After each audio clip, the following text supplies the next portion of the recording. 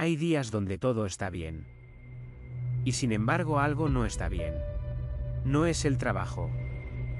No es la relación. No es nada concreto que puedas señalar cuando alguien te pregunta cómo estás. Es solo que hay un peso que no tiene nombre. Una distancia entre tú y las cosas que antes tenían sabor. Una sensación de estar presente, y al mismo tiempo estar en otro lado, mirando desde detrás de un vidrio. Eso es lo que Melancholia muestra antes que ninguna otra película se animara a mostrar. No la tristeza que tiene causa. No el duelo que tiene objeto. La tristeza que simplemente está. La que no pide permiso, no tiene motivo que satisfaga a nadie. Y no desaparece porque hayas dormido bien o porque tengas razones objetivas para estar bien. Justine, la protagonista, lo lleva desde el principio. Lo lleva en su boda, rodeada de personas que la aman, con una vida que en papel debería alcanzar. Lo lleva con esa calidad específica de quien sonríe en el momento correcto y dice lo que se espera y al mismo tiempo sabe que hay algo en su interior que nadie en esa sala puede alcanzar. Lars von Trier hizo esta película en medio de su propio episodio. Y se nota. No en los detalles técnicos sino en algo más difícil de fabricar, la precisión emocional. La forma en que la película sabe exactamente cómo se siente eso que no tiene nombre. Esa película es Melancholia. Y lo que hace con esa experiencia merece ser examinado. Porque lo que von Trier filmó en Melancholia no es una película sobre el fin del mundo.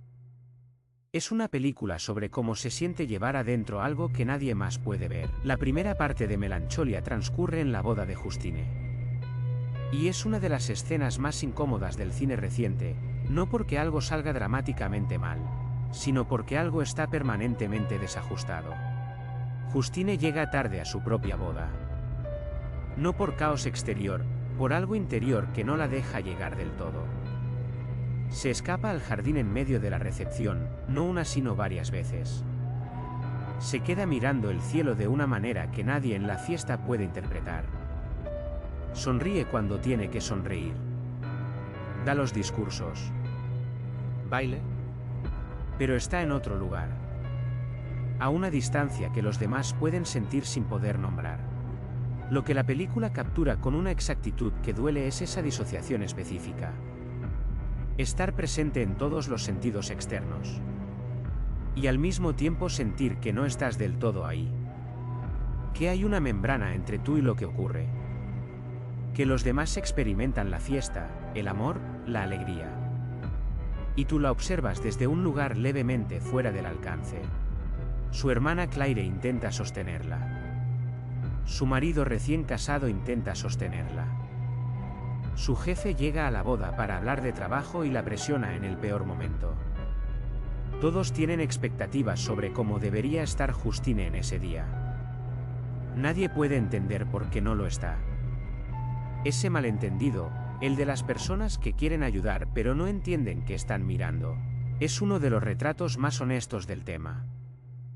Lo que es intentar funcionar cuando llevas algo que los demás no pueden ver. La película no explica la tristeza de Justine. No le busca causa. No hay un trauma detonante, no hay un evento que lo justifique. Simplemente está ahí, como algo que forma parte de ella de una manera que precede a cualquier circunstancia. En eso, Melancholia dice algo que pocas películas se animan a decir. Que hay estados internos que no son respuestas a lo que ocurre afuera. Que hay una tristeza que no es señal de que algo salió mal, sino que simplemente es. Y que esa forma de existir, con ese peso, en ese desajuste permanente, es una experiencia real que muchas personas llevan en silencio porque no tienen palabras para describirla que no suenen a excusa. Si hay algo de esto que reconoces desde adentro, si esa distancia entre tú y las cosas que deberían tener sabor es algo que conoces, lo que viene explica de dónde surge eso que la película llama melancholia. Lo que la película también muestra, con una honestidad que pocas obras logran, es la diferencia entre el estado y el comportamiento.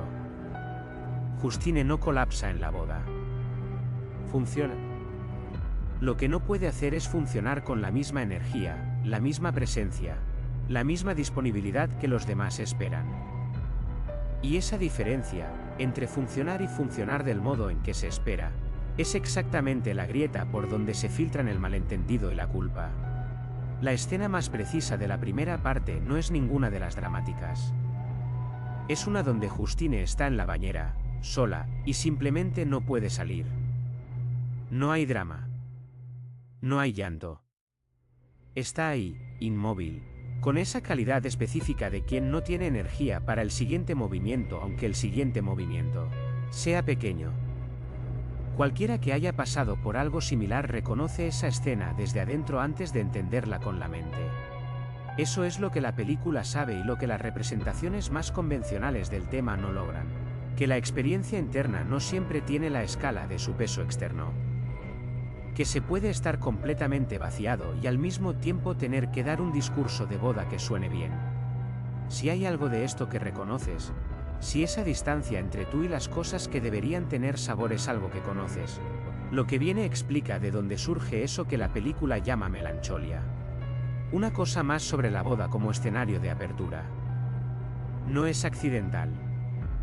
Una boda es exactamente el tipo de evento que maximiza la distancia entre lo que se espera sentir y lo que se siente cuando llevas ese peso. La alegría obligatoria, la presencia performativa, la imposibilidad de decir la verdad sobre el estado interior en un momento que se supone que debe ser uno de los mejores días. Von Trier eligió ese escenario porque sabe que ahí la contradicción se vuelve insostenible, y Justine, finalmente, no puede sostenerla. Y hay algo más sobre la forma en que la película trata la lucidez de Justine. Ella sabe antes que nadie que el planeta va a colisionar. No porque tenga información que los demás no tienen, sino porque hay en ella una sintonía con la catástrofe que los que funcionan normalmente no tienen disponible. Eso no la hace mejor ni peor. La hace diferente. Y esa diferencia, que la primera parte muestra como disfunción, la segunda parte muestra como una forma específica de conocimiento. La tristeza sin causa tiene una historia. No es arbitraria aunque se sienta así. Lo que hace específica la experiencia que muestra melancholia, y lo que la diferencia de la tristeza ordinaria, es que no responde a la lógica del consuelo. Puedes señalar todas las razones por las que deberías estar bien. La vida puede estar objetivamente en orden. Y el peso sigue ahí, impermeable a la evidencia de que no debería estar. Freud hizo una distinción que sigue siendo una de las más precisas de la psicología: la diferencia entre el duelo y la melancolía. El duelo sabe que perdió. Tiene un objeto, una persona, un lugar, una vida que terminó. La melancolía no sabe que perdió, o si lo sabe, la pérdida parece desproporcionada a lo que se siente. El trabajo del duelo puede avanzar porque tiene un objeto con el que trabajar. La melancolía se queda dando vueltas en un dolor que no puede ubicarse, que no tiene dirección hacia dónde apuntar. Justine no perdió nada visible. Tiene amor, tiene trabajo, tiene familia, tiene un nuevo marido que genuinamente la quiere. Y lleva algo que ninguna de esas cosas puede tocar. Eso no es ingratitud. No es que no valore lo que tiene. Es que el peso que lleva opera en una capa donde esas cosas, por más reales que sean, no llegan. El origen de eso tiene formas distintas en distintas personas. Para algunos viene de una regulación emocional que nunca se desarrolló del todo. De un sistema nervioso que aprendió a procesar el mundo de una manera que produce esta tonalidad de base. Para otros viene de pérdidas que nunca fueron procesadas del todo. No porque no haya habido duelo, sino porque tuvo que ocurrir demasiado rápido, en condiciones que no lo permitían, o por cosas que no estaba permitido llorar. Para otros viene de la forma específica en que la mente y el cuerpo procesan la experiencia, de una biología que produce este estado como su modo por defecto. Lo que todas esas formas tienen en común es que no responden bien a la fuerza de voluntad. No desaparecen porque uno decida que ya es suficiente. No se resuelven con actividad, con distracción, con la acumulación de razones objetivas para estar bien. Y eso es exactamente lo que los demás, las Claires, los Michaels, los jefes que llegan a la boda, no pueden entender desde afuera. La segunda parte de Melancholia invierte la lógica de la primera. El planeta que se acerca, la catástrofe inminente, libera a Justine de una manera que a nadie más libera. Claire, que funcionaba perfectamente, se desintegra con el terror. Justine, que no podía funcionar, encuentra algo parecido a la calma. Como si el exterior finalmente hubiera alcanzado el nivel del peso que ella ya llevaba desde adentro. Como si el mundo hubiera llegado, por fin, al lugar donde ella ya estaba. La forma en que el entorno responde también forma parte de su origen. El entorno que interpreta el estado como pereza, como negatividad, produce algo específico en quien lo lleva. La convicción de que es una falla moral, no una experiencia real. Y esa convicción añade vergüenza al peso. Y esa convicción, que suma vergüenza al peso, es una de las razones por las que tantas personas lo cargan en silencio durante tanto tiempo. En la película, Claire quiere ayudar pero no puede evitar juzgar. Lo que no entiende produce en ella impaciencia, frustración, la sensación de que Justine podría estar bien si quisiera.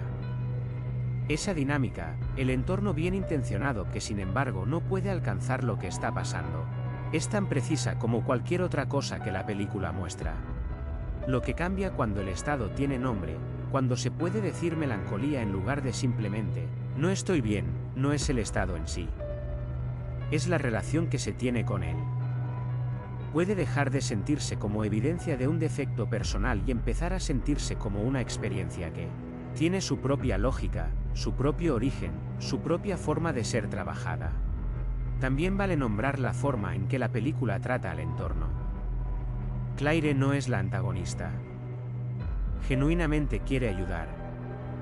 Su limitación no es mala voluntad, es la incapacidad de entender un estado que opera fuera del marco que ella tiene disponible para leerla, experiencia de otra persona. Y esa incapacidad produce en Justine algo que el estado solo no produce, la certeza de que no hay lugar donde ser completamente honesta sobre lo que lleva. Ese aislamiento, el que produce el entorno bien intencionado que sin embargo no puede alcanzar, es tan parte del tema como el estado mismo. Eso no lo elimina. Pero le cambia la textura. La película lo muestra en tiempo real, lo que es funcionar con eso encima. No son los días de cama. No es la incapacidad total. Es algo más sutil y más costoso, el esfuerzo constante de operar en un registro que el mundo espera mientras llevas algo que nadie puede ver. Llegar a la boda aunque sea tarde. Dar el discurso aunque requiera un esfuerzo que nadie imagina. Sonreír en los momentos correctos.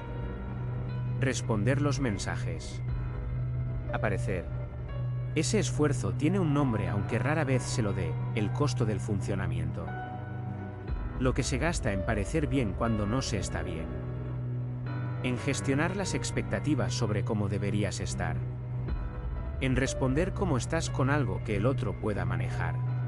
Está en el trabajo, donde hay que rendir aunque el rendimiento salga de una reserva que no se repone tan rápido como se agota. Está en las relaciones, donde hay que estar disponible emocionalmente cuando esa disponibilidad cuesta el doble que en otro momento. Está en los eventos sociales, las bodas, las reuniones, los cumpleaños, que exigen presencia festiva. Nadie lo nota desde afuera. Pero la persona que lo lleva siente el choque con cada minuto. Y está la culpa. Eso que Melancholia también muestra sin nombrarlo. La culpa de no estar bien cuando no hay razón visible para no estarlo. La culpa de arruinar la boda, de decepcionar a los que te quieren. De no poder simplemente estar ahí del modo en que todos esperan. Esa culpa añade una capa al peso. Lo convierte en algo todavía más difícil de nombrar. Porque nombrarlo implica explicar por qué no desaparece, y esa explicación nunca satisface a nadie, empezando por uno mismo. Lo que el peso también hace, con el tiempo, es afectar la relación con el placer. No de manera total, no es que nada se sienta. Es más parecido a que las cosas que antes tenían sabor ahora tienen menos. La música que emocionaba ya no emociona de la misma manera. La comida que gustaba sigue gustando, pero con algo atenuado. Las conversaciones que antes dejaban algo se sienten levemente vacías al terminar. No siempre. No de manera absoluta. Pero con suficiente consistencia como para producir la sensación de que algo se fue y no está claro cuándo se fue, ni cómo recuperarlo. La pregunta que queda es cómo cambia algo en eso cuando se puede ver la estructura. También está la forma en que el tiempo se experimenta diferente cuando llevas ese peso. Los días buenos y los días donde el peso es más denso no siguen un patrón predecible que otros puedan ver desde afuera. Lo que desde adentro se vive como una variación significativa. Desde afuera puede parecer inconsistencia o imprevisibilidad. Y esa brecha entre la experiencia interna y la lectura externa añade otra capa de aislamiento. Lo que Melancholia captura en su segunda parte es algo que muchas personas que llevan este estado reconocen, que en ciertos momentos, los más intensos, los más reales, hay una claridad específica que viene de haber vivido cerca de los límites. Una presencia que no es euforia sino algo más parecido a lucidez. Como si el estado, aunque costoso, también hubiera desarrollado algo. La pregunta que queda es qué hace posible que ese costo sea menor. No cómo eliminar el estado, sino cómo cambiar la relación con él. La escena donde Justine no puede cargar la bandeja de comida es también de las más precisas. No porque sea dramática, porque no lo es. Es ordinaria. Una bandeja de comida. Pero en ese momento, el gasto que requiere ese movimiento simple supera lo disponible. Y esa desproporción entre el esfuerzo requerido y la energía disponible, en momentos donde el peso es más denso, es algo que muchas personas reconocen aunque nunca hayan tenido la película como referencia para nombrarlo. Lo que la película también captura en su segunda parte es la inversión de roles. Claire, que sostuvo a Justine en la primera parte, se desintegra cuando la amenaza es real. Justine, que no pudo sostener la boda, puede sostener el final. Esa inversión no es un argumento de que el estado de Justine es superior. Es solo la observación precisa de que hay formas de estar con la catástrofe que se desarrollan de maneras no convencionales. Y que quien parece funcionar normalmente no siempre tiene más recursos cuando lo que importa de verdad llega. O hay una versión más cotidiana de lo mismo, la que no aparece en películas pero que quien lo lleva conoce bien. El esfuerzo de parecer disponible en una reunión social cuando la reserva está baja. No el colapso, solo el costo invisible de sostener la presencia que el contexto requiere cuando lo que tienes disponible para eso es menor de lo habitual. Ese costo, acumulado a lo largo del tiempo, produce un tipo de agotamiento que los demás rara vez ven. Melancholia no propone solución. Eso es exactamente lo que la hace honesta. No hay en la película un momento donde Justine encuentre la manera de estar bien. No hay el terapeuta que llega en el momento correcto, ni la conversación que lo cambia todo, ni la revelación que resuelve el estado. Hay solo el estado, con toda su permanencia, y una vida que se negocia alrededor de él. Lo que la película sí hace, y lo que convierte a Von Trier en un director que entendió algo que pocos entienden, es mostrar la diferencia entre el estado y la persona que lo lleva. Justine no es su melancolía. La lleva, la habita, vive con ella. Pero en los momentos donde el exterior corresponde a su estado interior, hay en ella algo más que peso. Hay inteligencia. Hay percepción. Una claridad específica que viene de haber vivido siempre en un nivel de realidad que los demás solo tocan en las catástrofes. Lo que cambia cuando se puede hacer esa distinción entre el estado y la identidad, es la relación que uno tiene con el propio peso. No el peso en sí. La relación con él. Y esa diferencia, aunque parezca pequeña, produce consecuencias concretas. Lo que cambia primero es el significado. El peso que se interpreta como señal de fallo personal añade vergüenza al peso. El que se entiende como una forma de procesamiento diferente, no como evidencia de que algo está roto, sino como una forma de estar que opera en otra frecuencia, permite llevar solo el peso. Sin la capa extra de la acusación. Hay algo más que ocurre cuando el peso tiene nombre y tiene marco, se vuelve más posible compartirlo. No porque explicarlo resuelva el estado. sino porque el aislamiento específico de llevar algo que nadie puede entender es, en sí mismo, un multiplicador del peso. Lo que se puede nombrar puede, en alguna medida, ser acompañado. Y el acompañamiento no cura el estado, pero cambia la calidad de habitarlo. La palabra del episodio es melancolía, el término que Freud usó para describir la pérdida sin objeto, el dolor que no sabe a qué apunta, el peso que no responde a la lógica del consuelo ordinario. No como diagnóstico, como descripción precisa de una experiencia que Melancholia capturó con una honestidad que la mayoría de las representaciones del tema no logran. Lo que produce el aislamiento, más que el estado en sí, es la combinación de no tener palabras y de estar rodeado de personas que tampoco las tienen para eso. Cuando alguien puede decir lo que yo llevo se llama melancolía y funciona de esta manera, algo cambia en la conversación posible. No porque el nombre cure, sino porque permite que el otro pueda orientarse hacia algo concreto en lugar de navegar sin mapa. También cambia la relación con la búsqueda de ayuda. El estado que no tiene nombre se lleva solo porque no hay manera de explicarlo que no suene a queja o a exageración. El que tiene nombre puede ser llevado a un espacio terapéutico donde la persona que escucha tiene herramientas para trabajar con eso, no para eliminarlo, sino para cambiar la calidad de habitarlo. Y hay una cosa más que vale reconocer sobre lo que Melancholia muestra en su final. La calma de Justine ante lo que se acerca no es resignación. Es la forma específica de presencia que se desarrolla cuando has tenido que encontrar maneras de estar con lo que no tiene solución. Eso tiene valor. No justifica el costo, pero es real. Lo que también cambia cuando el estado tiene nombre es la relación con el tiempo. El estado sin nombre se experimenta como permanente, como si siempre hubiera sido así y siempre fuera a ser así.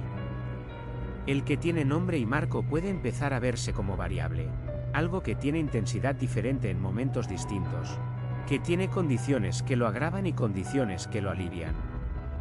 Esa variabilidad, aunque pequeña, es importante, porque significa que no es solo lo que hay. Von Trier sabía lo que filmaba porque lo vivía.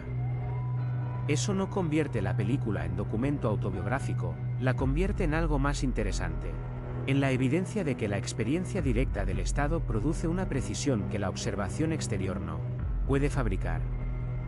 Hay secuencias en Melancholia que solo pueden haber sido escritas por alguien que conoce ese estado desde adentro. Y esa autenticidad es parte de por qué la película llega a donde llega. Y hay una cosa concreta que cambia cuando se puede ver la película como lo que es, no como una historia sobre el fin del mundo, sino como una película sobre una forma de estar en el mundo. Esa forma de estar deja de ser invisible. Y lo invisible que se vuelve visible puede empezar a ser reconocido, nombrado, trabajado. Eso no resuelve el estado, pero reduce el peso adicional que produce cargarlo sin nombre. En la escena final de Melancholia, Claire está aterrorizada. Justine está en calma. No porque Justine no entienda lo que se acerca, sino porque lo que se acerca, de alguna manera, ya lo conoce.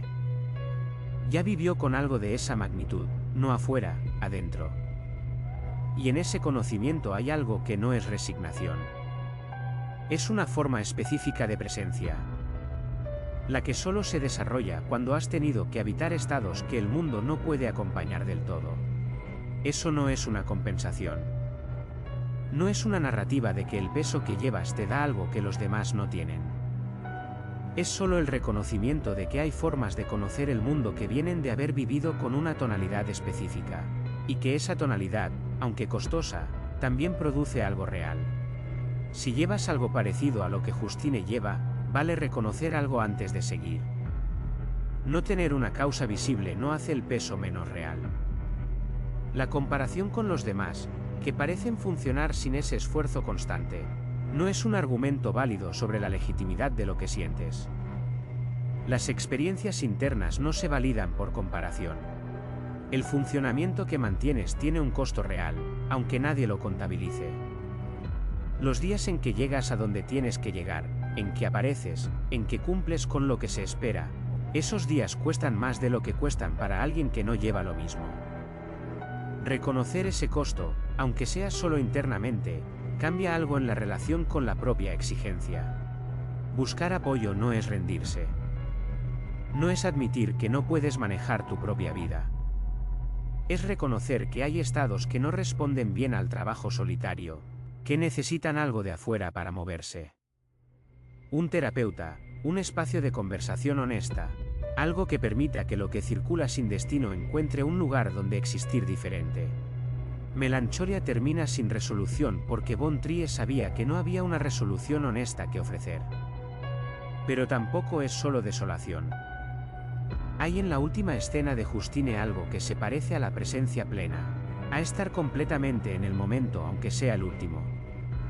Y esa presencia, venida de donde viene, ya es algo. En el canal hay más sobre las películas que muestran lo que la psicología nombra. Seguí cuando estés listo. Para quien está leyendo esto desde el lugar de alguien que quiere a alguien que lleva algo parecido, lo que más ayuda no siempre es intentar resolver el estado. A veces es simplemente poder estar cerca de él sin necesidad de que desaparezca. La Claire que intenta arreglarlo a Justine produce una cosa. La Claire que simplemente estuviera presente sin agenda produciría otra. La diferencia entre acompañar y querer resolver es enorme desde adentro del estado, aunque desde afuera no siempre sea visible. Y hay una cosa más que vale dejar dicha. Si el peso que describes es constante, si interfiere de manera significativa con la posibilidad de vivir, si el funcionamiento que mantienes cuesta más de lo que crees que debería costar, buscar apoyo profesional no es debilidad. Es el reconocimiento de que hay estados que no responden bien al trabajo solitario. Un buen proceso terapéutico no promete eliminar el estado. Promete cambiar la relación que tienes con él. Y esa diferencia, con el tiempo, es suficiente. Melancholia es una película que no da consuelo fácil. Pero tampoco es solo desolación. Lo que hace es algo más raro, valida la experiencia sin intentar resolverla. Dice que lo que Justine lleva es real, que tiene una lógica, que no es señal de debilidad ni de fallo, y que hay una forma específica de conocer el mundo que viene de haber habitado ese estado. Eso no es una compensación. Es simplemente honestidad sobre lo que la experiencia produce en quien la vive durante suficiente tiempo. Por eso Melancholia sigue siendo la película más honesta sobre este tema que el cine ha producido. No porque sea la más esperanzadora, sino porque es la que menos miente sobre lo que es.